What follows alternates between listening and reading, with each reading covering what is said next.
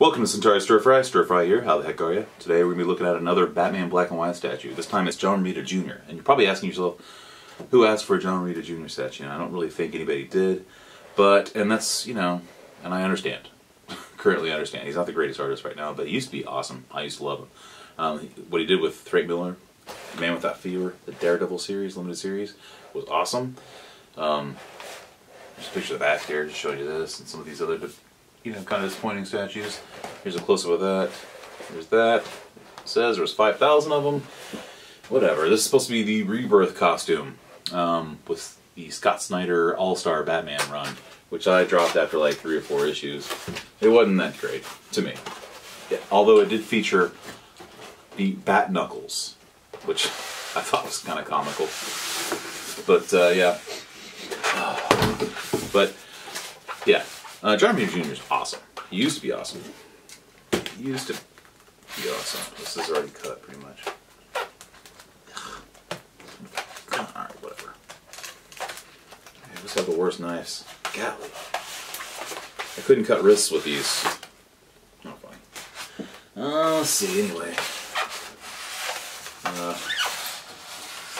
Yeah.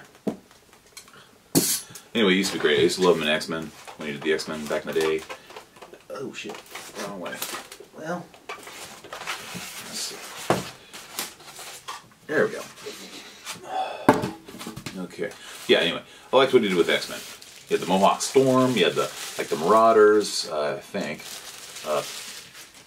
She was like the leader of the Morlocks, Storm was. Magneto didn't have a helmet. He was kind of taking over for Xavier. Back in the days, he was kind of like an anti-hero. He kind of led the X-Men. The Avengers didn't trust him. It was a very sad time. He also did a great run on Iron Man with Dave Michelin. I remember that. Bing, bang, boom. Mandarin. All that good stuff. So I used to like this guy as an artist a long time ago. And I actually met him at a con, and he signed this poster up there with Fantastic Four and Spider-Man. Oh yeah, Spider-Man. Man, he was a great Spider-Man artist too. I love that. He's a super nice guy. Pretty much signed up for free. It was for charity. Oh, and not to mention Kick-Ass. He did so many good things. And then he went to DC, and I just not really feeling the art. But I thought I'd check this out because, you know, oh man, I'm already seeing pain problems. I'm a Batman black and white fanatic. That's what started all this.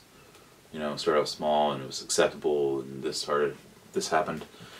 And then, you know, the wife isn't too happy. But here we go. This is the Romita version. First off, I can say that he looks... Hold on a second.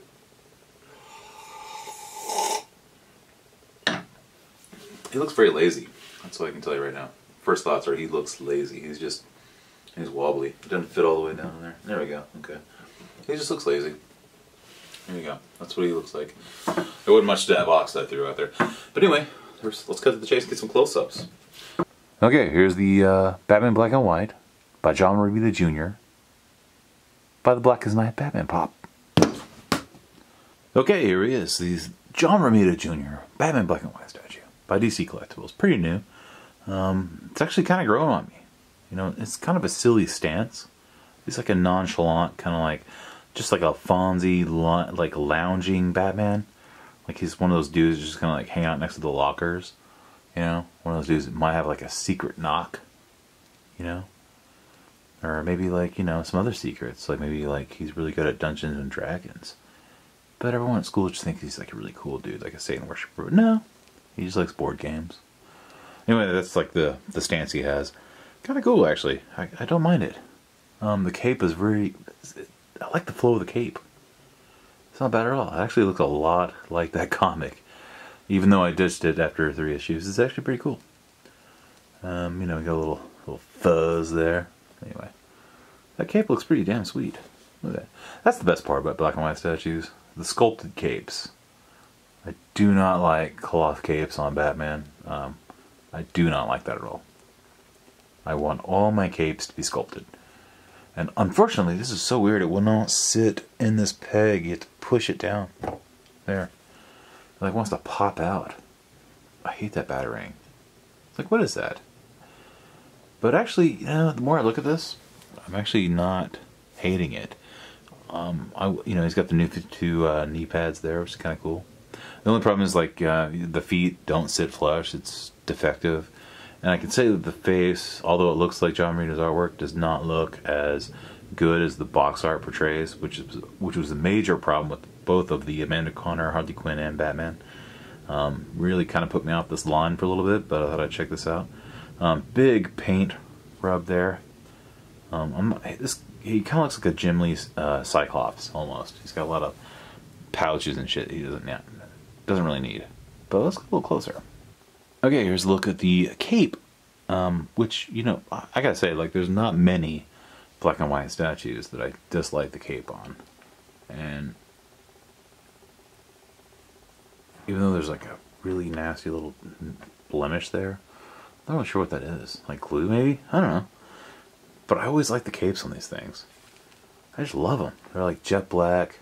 They have a sheen to them. They capture the light. Look at that. I just think it's beautiful. Like 90% of the time I love the capes on these things. That's kind of why I buy them.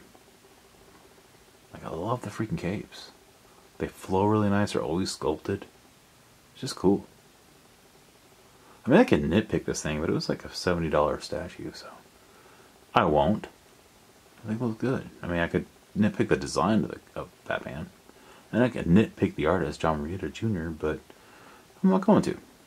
Okay, here's a closer look at some of the finer details in the belt, which is kind of sloppy in some ways, but the design and the wrinkles of his armor and maybe his workout routine, low carb, I'm sure, are kind of coming through. And then you can see like the gauntlets are looking pretty good, kind of like a Dark Knight vibe. Even though I hate that retarded like back scratching batarang, I mean I kind of like what else is going on in the background. Lots of nice little creases that you don't really see a whole lot of, and I think the sculptor took some time and did a pretty good job. And I really dig that. And you get the 90s thigh patch there, the X-Men thigh patch. And then you got like a holster. I'm sure he's got his bat knuckles in there. And then you got the other gauntlet there. Some pretty good design there, kind of like a Dark Knight kind of vibe. And there's the paint smudge, which is a big fat bummer. But other than that, I dig it. There's the close-up of the face and the bat symbol, which they could have cheapened out and just, you know, painted it on, which they've done before. But they actually sculpted it, which is pretty good. So they took a little pride in their work. It's nice. You know, and I think it's really coming off like John Romita Jr.'s artwork quite a bit. I kind of like it. This is actually kind of growing on me quite a bit. And John Romita Jr. was such a good artist. I mean, guys, you gotta check out Punisher Warzone. That's good. Check out Daredevil, The Man Without Fear with Frank Miller. I mean, there's a long list. I mean, check out Kick-Ass. His work on Kick-Ass is like very good, very great. He's definitely suffered with age. I think he's just one of those guys that hurries. But the work he did with Schwarzenegger, what the hell that guy's name is, his Spider-Man run is freaking awesome.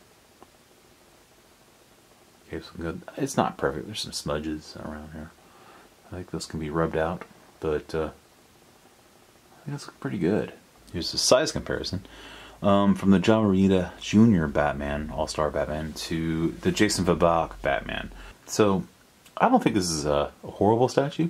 In fact, I think it's better than I initially thought. So, the John Romita Jr. Batman, I'm going to take back my initial reaction and say that it's actually better than I thought. So, for a nice cheapie, and maybe hold out and wait, I'm sure it'll drop eventually, but if you ask me, it's not a bad piece. It's actually a lot better than the Amanda Conner stuff that showed up broken or just it looked nothing like the art. This is actually not bad at all. So if you're a fan of his artwork and a fan of that series, I think you are probably going to be pleasantly surprised by this. And Batman Black and White statues are so up and down, you never know. But I think that'll be it for this time. Thanks for watching. Spay and neuter your pets, and remember, Magneto is right. I'll see you guys next time.